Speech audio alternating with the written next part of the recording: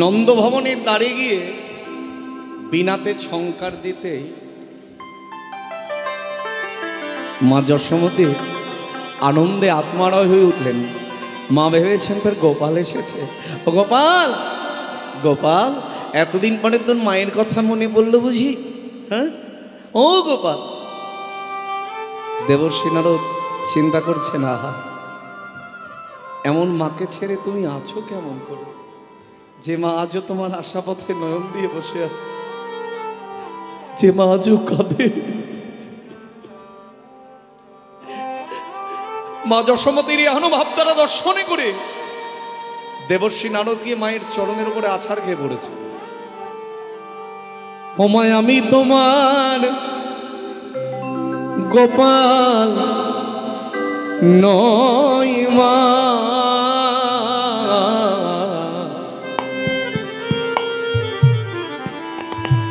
মাগো আমি নারদ মুনি মা,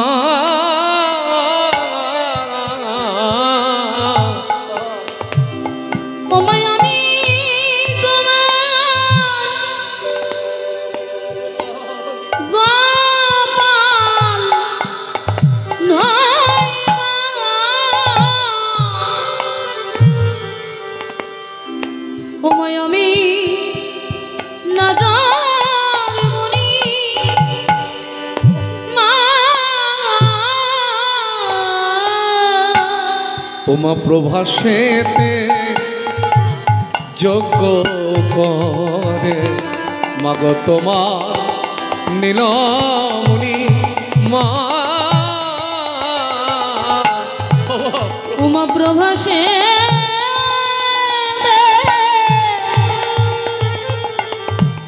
যজ্ঞ করে মাগো তোমার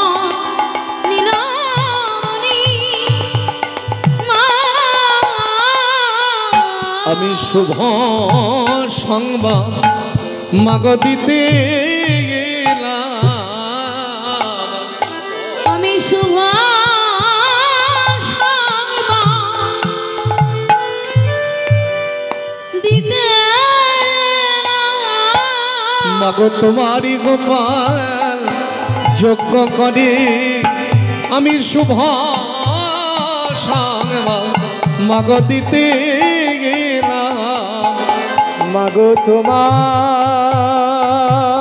গোপাল যজ্ঞ করে ওই যদু বংশ উদ্ধার, মাগো তোমার গোপাল যজ্ঞ করে মাগো যদু বংশ উদ্ধারিতে তোমার, মাগো তোমার গোপাল যজ্ঞ করে ওমা যদু বংশ উদ্ধারিতে তোমার, তাই গৌর হরি হরি যজ্ঞ করে ওই যদু বংশ উদ্ধারিতে মাগো তোমার গোপাল যজ্ঞ করে ওই যদু বংশ উদ্ধারিতে যজ্ঞ করে আমি শুভ সংবাদ দিতে ওমা প্রভাসে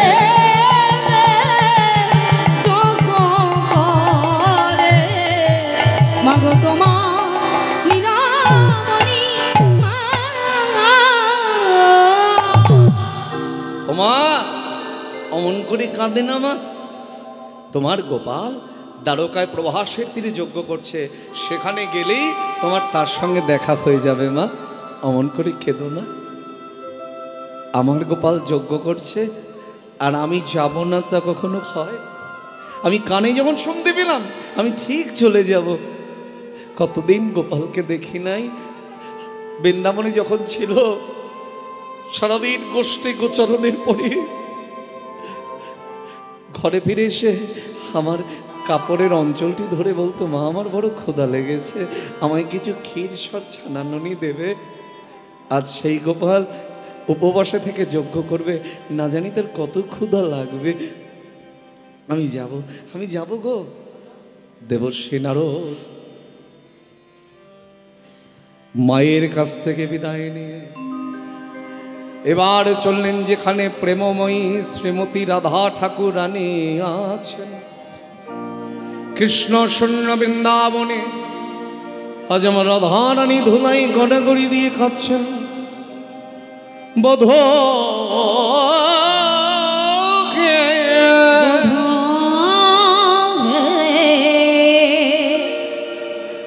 আমি কেমন করে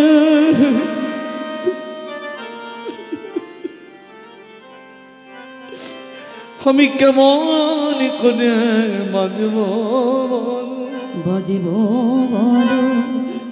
রাধারানী ধুলায় গড়াগড়ি দিয়ে কাঁদছেন। ললিতা সখী ছুটে গেলেন দেবর্ষী নারদের কাছে। আমাদের আমাদের প্রাণ গোবিন্দ কেমন আছে? আরে তোমাদের প্রাণ গোবিন্দ, তোমাদের দুঃখের দিন শেষ, আনন্দ করো। তোমাদের প্রাণ গোবিন্দ দ্বারকায় প্রভাসের তীরে যজ্ঞ করছে, সেখানে গেলেই তোমাদের তার সঙ্গে দেখা হয়ে যাবে। কেমন?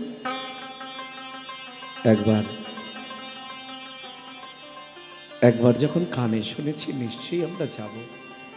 দেবর্ষী নারদের কাঁধে ছিল একটি ঝোলা, আর ওই ঝোলার মধ্যে ছিল কিছু নিমন্ত্রণ পত্র। সেখান থেকে একটি নিমন্ত্রণ পত্র বার করে ললিতা সখীর হাতে দিয়ে বলছে, দেখো দেখো তোমাদের তোমাদের প্রাণ গোবিন্দ নিমন্ত্রণ পত্র পাঠিয়েছে। বলে কৃষ্ণ নাম হরিনাম বড়ই মধুর, আর যেজন কৃষ্ণ ভজে সে বড় চতুর। ললিতা সখী মনে মনে চিন্তা করছেন, আমরা যে আলা ভোলা গোয়ালিনী, আমরা যে লেখাপড়া জানি না হে, জানি না হে, বলো বলো কেমনই করে তোমার এই পত্রখানায় আমরাই অধ্যায়ন করব। আচ্ছা তাই বুঝি? তা পত্র না অধ্যয়ন করতে না হয় তোমাদের অসুবিধা? যাকে এত ভালোবাসো তার লেখাটা চিনতে তো অসুবিধা হওয়ার কথা। কি দেখছেন? দেখে বাঁকা হাতের বাঁকা লেখা, দেখো বাঁকা হাতে বাঁকা লেখা, দেখো বাঁকা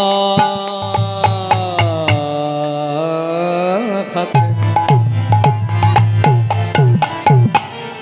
বাঁকা লেখা, দেখে বাঁকা হাতে বাঁকা লেখা, দেখে আনন্দ আর ধরে নার, দেখে বাঁকা হাতে বাঁকা লেখা, দেখে আনন্দ ধরে নার, দেখো বাঁকা হাতে বাঁকা লেখা।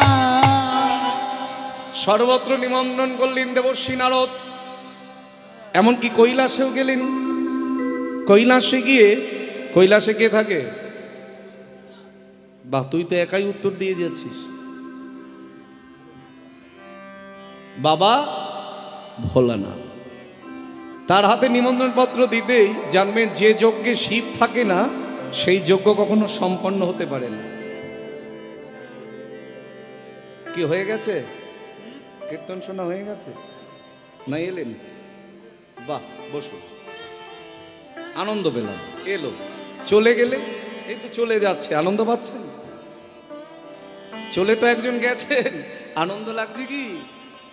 যদি আসে আনন্দ হয়, যদি চলে যায় নিরানন্দ হয়। এই দুজন মাকে দিয়ে বোঝালাম আর কি। এলেন আনন্দ হলো, চলে গেলে নিরানন্দ হলো। এটা দিয়ে ওটা বোঝানো যায়। যে যজ্ঞে শিব থাকে না সেই যজ্ঞ কখনো সম্পন্ন হতে পারে না। শিব ছাড়া যজ্ঞ করতে গিয়ে একজনের বিপদ ঘটে গেল না? তার নাম কি? বা তো এগুলো নিয়ে একটু চর্চা আছে, বুঝতে পারছি। হরি বল, হরি। দক্ষ রাজা 11 মুন্ডু কেটে ছাগ মুন্ডু লাগিয়ে, কেন? শিবকে অপমান করেছে বলে। জানবেন যে দেবাদিব দেব মহাদেবকে অপমান করে সেই অপমান ভগবান কখনো সহ্য করে না, কারণ শিবের মতন পরম বৈষ্ণব জগতে আর কেউ ছিল না। তাই যে যজ্ঞে শিব থাকবে না সে যজ্ঞ হয়। যেই না নিমন্ত্রণ পত্র দিয়েছে, ভোলানাথের তো আনন্দ। পার্বতী বলছে কি গো এত আনন্দ কিসের? বলে কৃষ্ণ যে শুধুই আমার। দেখো দেখো নিমন্ত্রণ পত্র পাঠিয়েছে, আনন্দে নৃত্য করছেন। কৃষ্ণ যে শুধুই আমার,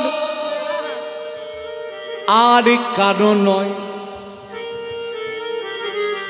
যে তাহারে ভজে কৃষ্ণ তারি শুধু হয়। কৃষ্ণ যে শুধু আমার, আর কারণ নয়, যে তাহারে ভজে কৃষ্ণ তারি শুধু সর্বযোগেশ্বর কৃষ্ণ অনাদি অনন্ত, সর্বযজ্ঞেশ্বর কৃষ্ণ অনাথের নাথ।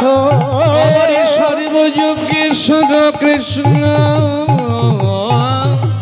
অনাদি অনন্ত, সর্বযোগেশ্বর কৃষ্ণ অনাদি অনন্ত।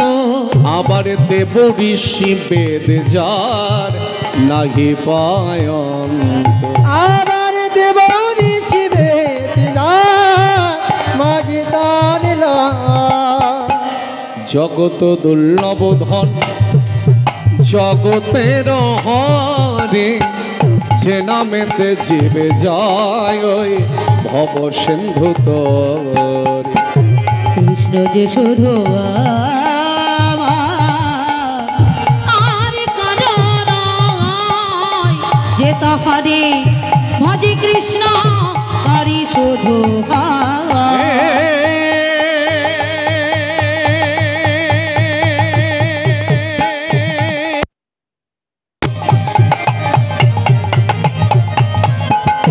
করুণা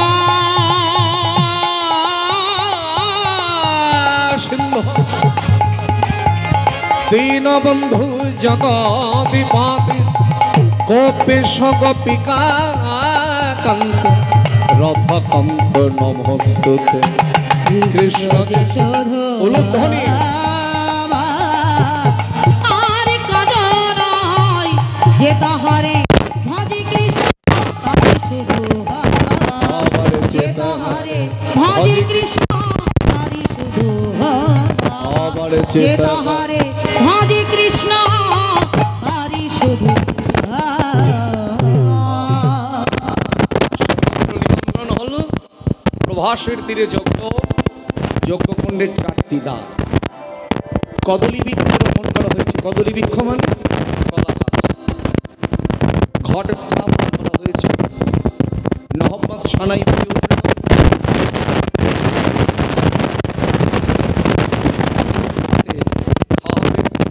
নিজের হাতে বস্ত্রদান করবেন। জানবেন অন্নদান বস্ত্রদান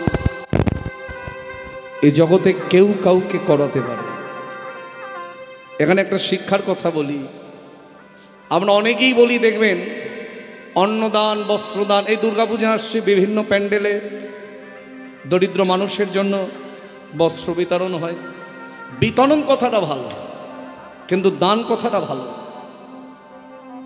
কারণ দান কার জিনিস দান করব মাথায় রাখতে হবে। আমার গুরুদেবের কথা, দান কথার তিনি খুব বিরুদ্ধে ছিলেন। বলে দান কেউ কাউকে করতে পারে কি? আমরা তার দেওয়ার সম্পত্তি জগৎ মাঝে বিতরণ করতে পারি, কিন্তু আমরা দাতা নই যে কাউকে দান করব। আজকে ভগবান স্থির করেছেন সবাইকে অন্ন দান করবেন, বস্ত্র দান করবেন। এটা ভগবান করতে পারে, আমরা মানুষ করতে পারি। আমরা তার দেওয়া সম্পত্তি নিয়ে জগৎকে বিতরণ করতে পারি, এটা মাথায় রাখবেন। আবার দেখবেন অনেকে বড় বড় করে নাম ছাপাতে হয়, অমুকে এত টাকা দিয়েছে। সবার আগে নাম না দিলে তো গন্ডগোল। আমরা নামের কাঙাল, যশের কাঙাল, প্রতিষ্ঠার কাঙাল, খ্যাতি পাবার কাঙাল, শুধু ওই এক জায়গায় কাঙাল নইব। কিন্তু ভক্ত বৈষ্ণব শ্রীপাদ মাধবেন্দ্রপুরী বলেছিলেন, যশ খ্যাতি প্রতিষ্ঠা সে যে শূকরের বিষ্ঠা। আমি চাই না যশ, চাই না খ্যাতি, চাই না প্রতিষ্ঠা। হরিবল হরিবল। আজকের যজ্ঞের স্থানটি নির্দিষ্ট হয়েছে প্রভাসের তীরে, তাই নিমন্ত্রণ পেয়ে সবাই ধাবিত হয়েছে বৃন্দাবন থেকে কোথায়? দ্বারকায় প্রভাসের তীরে। নন্দ যশোদায় আদি গোপ গোপীগণ গোপ গোপীগণ নিজ নিজ মনোরথ সাজায় তখন, সাজায় তখন কপি বলে মনোরথ হও নিজ হও নিজ রথ চক্র হও যত দেহ হরি পুগণ তুলাবদ হও দেহ তেজি পাপ বলি, তেজি পাপ বলি মনোরথে যাত্রা করো কৃষ্ণ কৃষ্ণ বলি। কৃষ্ণ বলি 16 গোপিনীগণের শূন্যতে দাঁড়ায়,